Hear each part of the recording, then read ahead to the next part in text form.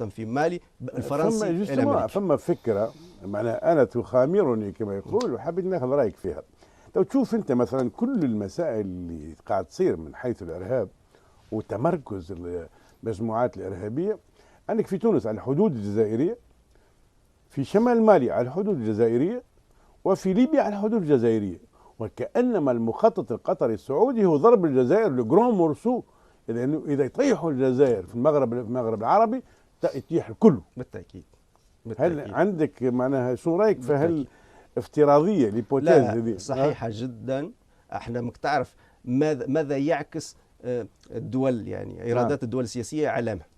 وقت العربيه او جريده الحياه تتبنى الجيا وتحط في الصفحه الاولى كانها متبنيتها، وقت الجزيره تتحدث ما يحدث في الجزائر، وتوهم عملوا قناه في لندن نعم يمولها امير قطر مهمتها صباحا مساء تتحدث عن الجزائر طبعا بشكل سلبي. قناه المغاربيه المغاربيه انا استدعوني 4-5 مرات، يعني عندي فيها اصدقاء خطهم او تحليلي العلمي الموضوعي ما عجبهمش، ما عادوش يستدعوني، هم طبعا احرار. لكن وهذه موجهه للجزائر، موجهه، هي اسمها المغاربيه لكن موجهه صباحا مساء للجزائر، واضح ان التمويل القطري لزعزعه الجزائر. انا اعرفهم مليح الجزائريين، اشتغلت عليها 20 سنه، يعني خدمت على الجيش الجزائري، على الجبهه الاسلاميه للانقاذ، على ما يحدث الى اخره. هم يصطدموا بشيء اساسي هو الوطنيه. ثم وطنيه في الجزائر، الوطنيه ربما اكتسبت من حرب التحرير، حتى نختلفوا في بعضنا كما معاويه وعلي. ما تجينيش انت من برا. ثم الجيش الجزائري اصبحت له تجربه كبيره جدا في التعامل مع هذه الجماعات الى اخره. ثم الجزائر عندها فائض مالي ما تحتاج لهمش، يعني عندهم حوالي 150 مليار يورو يعني في الخزينه الى اخره. لكن يحاولوا باي شكل زعزعه الاستقرار الجزائري، لانه واضح انه المستهدفين هم كانوا العراق، صدام حسين، سوريا، ليبيا، الجزائر. وهنا نقول لهم سياسة الكيل بمكيالين لم تعد تنطلي أحد، لأنه حدث في ليبيا وفي سوريا تدخل عسكري خارجي ضد النظام. في البحرين حدث العكس، تدخل عسكري خارجي لحماية النظام. دخلت قوات درع الجزيرة بقيادة السعودية في البحرين باش تضرب ثورة سلمية هادية، تضرب مدنيين، وأمام النظر القواعد العسكرية الأمريكية في البحرين وفي الظهران الجوية الأمريكية في السعودية والعديد والسيلي. هنا حدث نفاق كبير والكيل بمكيالين، فخرجنا من الربيع العربي كديناميكية داخلية كثورات مغلقة لا يتدخل في شؤون أحد، إلى سايكس بيكو جديد، إلى تقسيم المنطقة بشكل جديد، إلى شرق أوس جديد، إلى تحكم جديد. هذا متاعنا ندافع عليه ونخلوه يبقى، رغم أنه شيخ أمي بدوي إلى آخره. وهذا يذكرنا يعني بمعاهدة عبد العزيز السعود مع روزفلت في على الباخرة كروزي في البحر الأحمر، قال له البترول مقابل حماية الأمن العائلي، احنا نحموكم على كراسيكم وعروشكم وانتم تعطونا البترول بيتدفق بدون حدود. إذن الجزائر أو النفط والغاز الجزائري نسبيا مستقل، لأنه لما تشوف لوبيك ما هي الدول التي تسعى إلى رفع سعر البترول، هي ديما فنزويلا إيغو شافيز عملوا لي محاولة انقلاب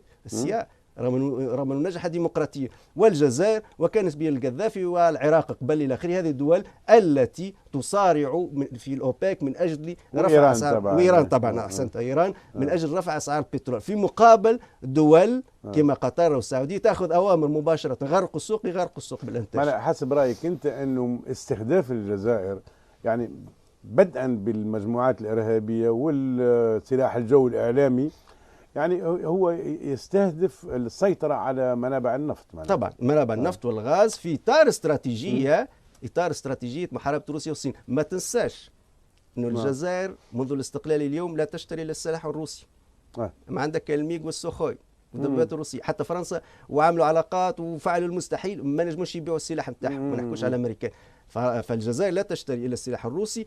البراجات والسدود والطرقات الكل من يقوموا بها في الجزائر الصينيين احسن، لانه هي الافضل في الواقع من حيث الاسعار. الاسعار تنافسيه جيده جدا بنفس الكاليتي، يعني بنفس الجوده. فاذا الصين وروسيا مستفيدتان جدا من الاقتصاد الجزائري في اطار تعامل، بينما أمريكا والقوى التقليدية لم تجد يعني مكان لها في الكعكة الجزائرية كما يجب.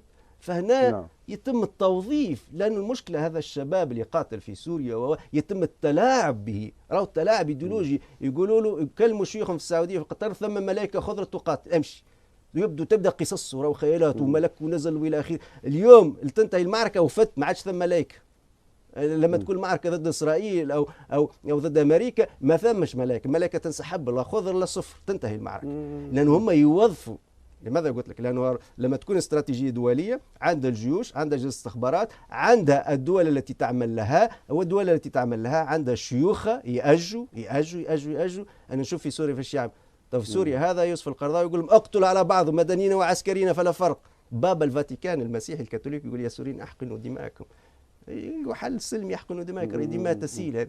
فلماذا يقول الشيخ عرعوري الى اخره هذا يؤجج في القتل؟ لانه جتهم اوامر من الملوك والامراء، هم المتعهدين الثانويين، والملوك والامراء جتهم اوامر من يتحكم فيهم.